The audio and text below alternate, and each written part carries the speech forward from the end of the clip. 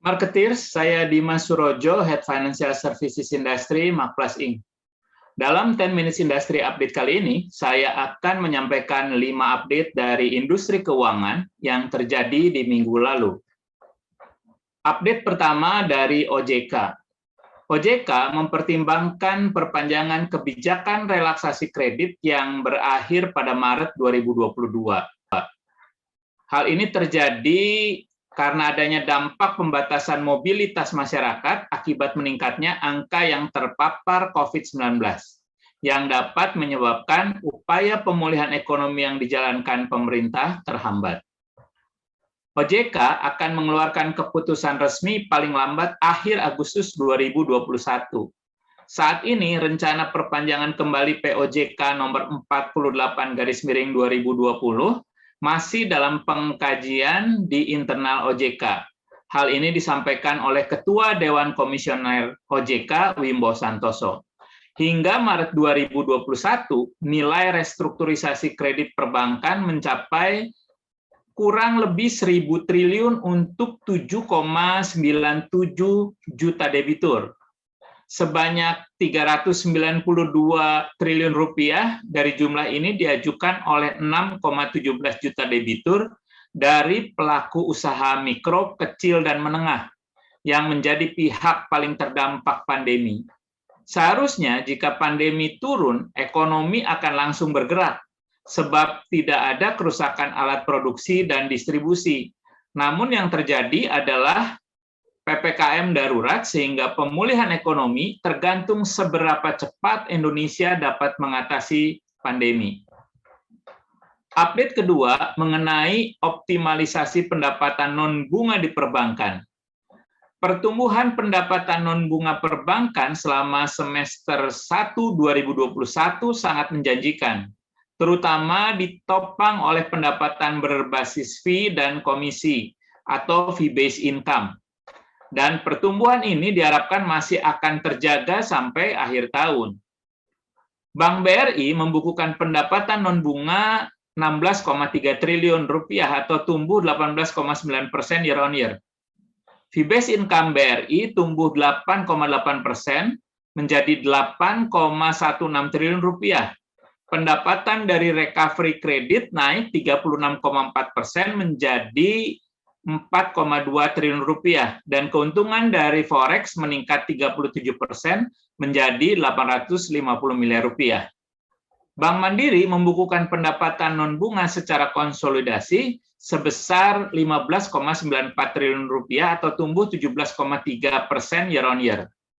Pendapatan non-bunga inti perseroan naik 10,9% year on year menjadi 10,24 triliun rupiah.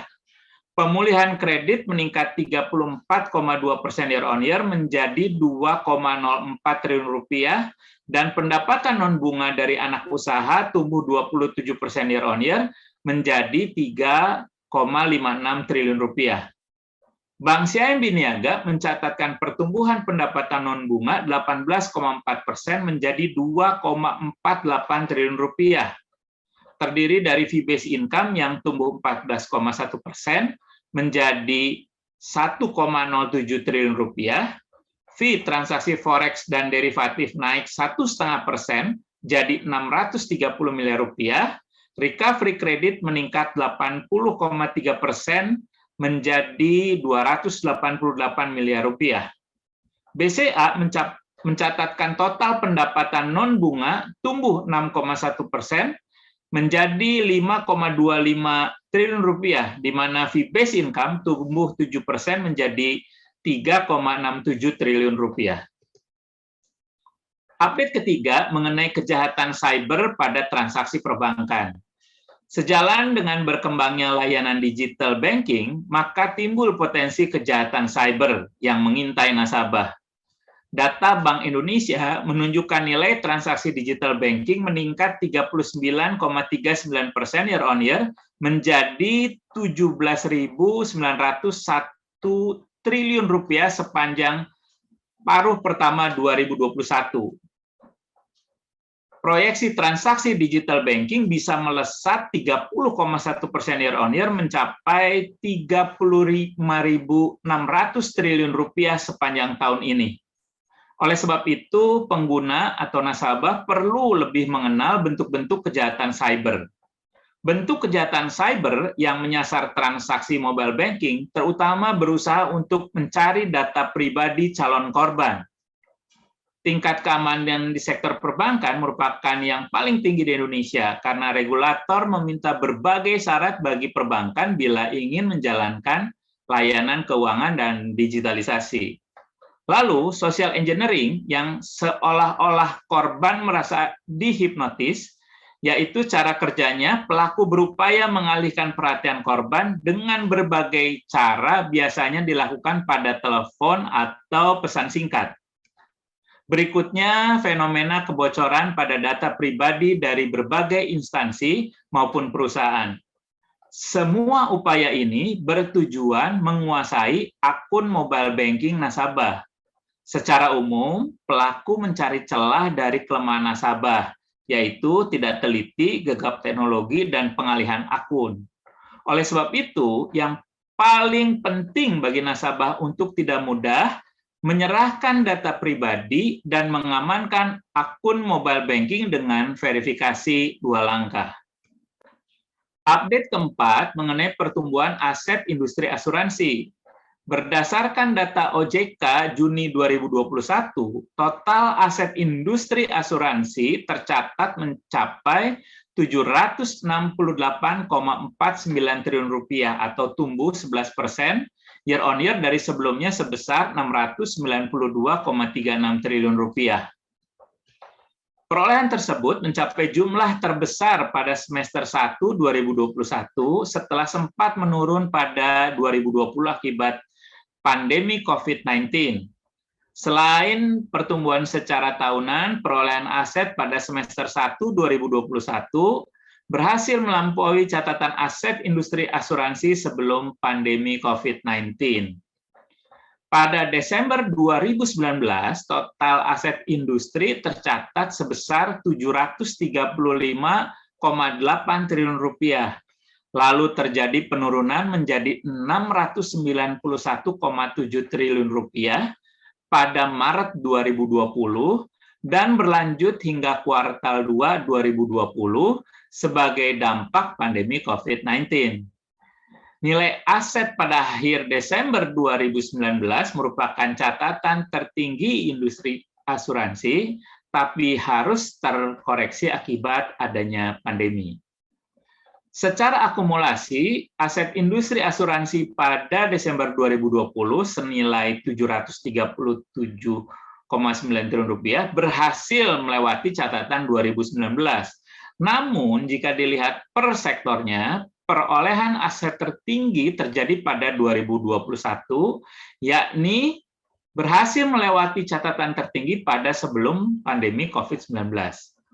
Sampai dengan Juni 2021, premi asuransi jiwa yang merupakan primadona naik 18,35% dan menjadi penopang kenaikan aset.